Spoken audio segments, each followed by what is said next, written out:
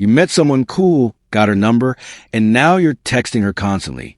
Good morning texts, checking in throughout the day, paragraphs about your thoughts and feelings. And here's what's happening. She's pulling back. Response is getting shorter, taking longer, or maybe she just stopped. And you're sitting there wondering what the hell went wrong, because you were just being interested, right? Just showing you care. I need to tell you something you probably don't want to hear. You're not losing her because you weren't interested enough. You're losing her because you're texting way too damn much. Look, I get it. This stuff is confusing because everything in your head is telling you that more communication equals more connection. And honestly, in a healthy relationship, that's often true. But we're not talking about a relationship yet.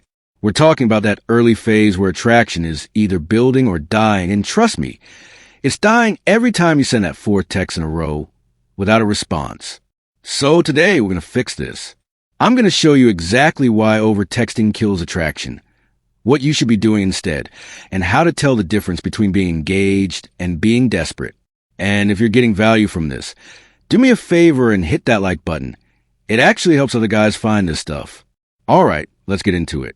Here's the thing most guys don't understand about texting in early dating. It's not about connection. Not yet. It's about creating anticipation and maintaining mystery. And every time you text her something mundane about your day or ask how's it going for the 3rd time this week, you're killing both. I had a buddy, let's call him Marcus, who matched with this girl on Hinge. First date went great, lots of laughing, good chemistry. He was hyped. So what does he do? The next morning, he sends a good morning text. Then at lunch, he shares a meme that reminded him of something they talked about. Then in the evening, he asks about her day. Next day, same thing. By day 3, she's barely responding. By day 5, she ghosts. Marcus was confused as hell. I was just showing interest, he told me. And yeah, he was. But here's what he was actually communicating. I don't have anything else going on in my life except thinking about you. That's not attractive. Honestly, it's kind of suffocating. Think about it this way. Imagine you just started working out with a personal trainer. First session is great. You're motivated. They're encouraging. You're excited to get in shape. But then they start texting you every single day. Hey, did you stretch this morning? What did you eat for breakfast? Just thinking about your fitness journey. Remember to stay hydrated. At first, you might think it's nice that they care. But after a few days, you'd be annoyed. You'd feel pressured. You'd start to wonder if this person has other clients or if their entire existence revolves around you. That's how she feels when you're constantly in her inbox. The truth is, attraction needs space to grow. It needs a little bit of wondering, a little bit of missing each other. When you're always available, always reaching out, always there, there's nothing to miss. You become background noise. Now, I know what you're thinking. But what if she thinks I'm not interested if I don't text her? Real talk? If one day without texting makes her think you're not interested, you didn't build enough attraction in person. And that's actually a different problem we can address. But trying to build attraction through constant texting is like trying to water a plant by drowning it. More is not better. Let me show you what this looks like in practice. Bad texting pattern looks like this. Good morning. Hope you have a great day. How's work going? Just saw the funniest thing and thought of you. Send meme. Any plans for the weekend? All of that in one day. And here's what she's seeing. Desperation. Need. Someone who's waiting by their phone for her attention. Now here's what better texting looks like. You wait until you actually have something worth saying. Hey, remember you mentioned you love Italian food? Found this place that does this insane truffle pasta. We should check it out this weekend if you're free. That's it. One text. Clear purpose. Specific plan. Not just checking in for the sake of checking in. The difference? The second one shows you were listening. You have your own life, but thought a fun thing to do together. And you're making an actual move. The first one shows you're just bored and thinking about her because you've got nothing else happening. I can already hear the pushback. But I want her to know I'm thinking about her. Okay, but why? Why does she need to know that you're thinking about her on a random Tuesday afternoon? Save that thought. Build it up. Then when you do reach out, it means something. Or here's another one. What if she's testing me to see if I'll pursue her? Brother, if she's genuinely interested, she's not going to lose interest because you didn't text her for 2 days. And if she does lose interest that quickly, she wasn't that into you to begin with. I know that's harsh, but it's better to find out early than to exhaust yourself trying to maintain someone's interest through constant communication. The real issue here, and this is where we got to be honest with ourselves, is that over-texting usually comes from anxiety. You're worried she'll forget about you. You're worried she's talking to other guys, and you need to stay on her radar. You're worried that if you're not constantly engaging, someone else will swoop in. But here's the thing about that anxiety. Acting on it makes the thing you're afraid of more likely to happen. Because when you text from a place of fear and neediness, it shows. Women can feel that energy, even through a screen. And nothing kills attraction faster than desperation. I knew a guy, Jake, who had this exact problem. Met a girl at a coffee shop. Got her number. Thought they had a real connection. He was texting her multiple times a day, always initiating. Always try to keep the conversation going. After about a week of this, she hit him with the, "I think you're great, but I'm not feeling a romantic connection" text. Jake was crushed. Couldn't understand it. We had such good conversations. And yeah, they did. But those conversations were happening because he was forcing them. She wasn't chasing at all.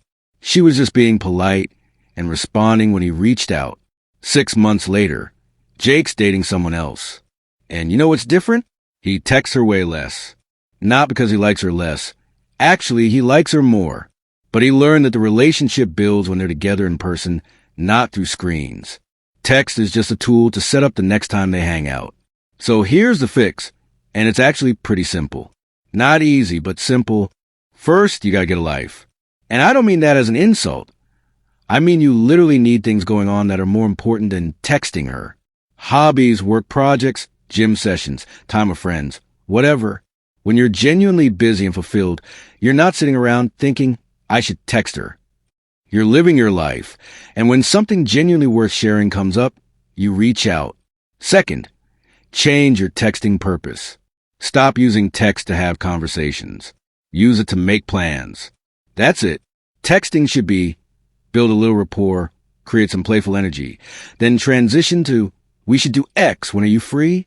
Get together in person. That's where real connection happens. Third, and this is crucial, match your energy.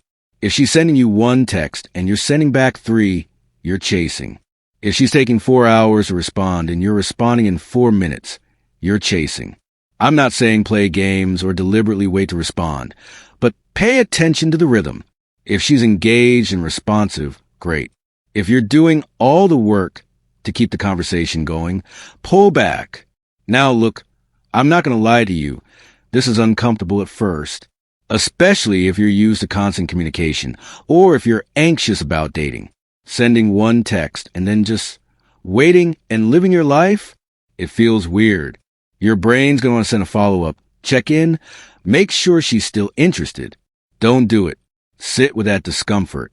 That uncomfortable feeling is actually you growing and breaking a bad habit. And yeah, sometimes you're going to pull back and she's not going to reach out. She's not going to pursue. The conversation's just gonna die. And that sucks, I know. But here's what that tells you. She wasn't that interested.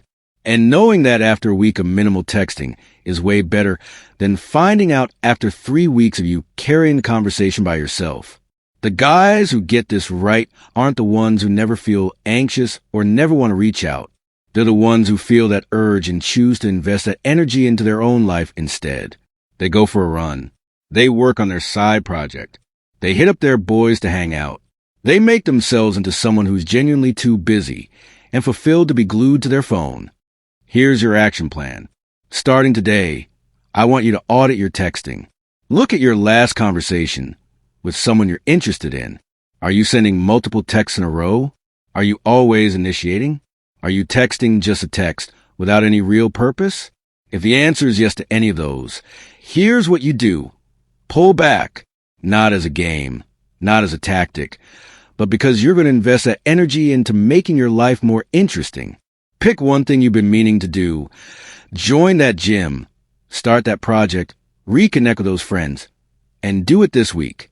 Next time you text her, make it count. Have a specific reason. Suggest a specific plan. Then put your phone down and go live your life.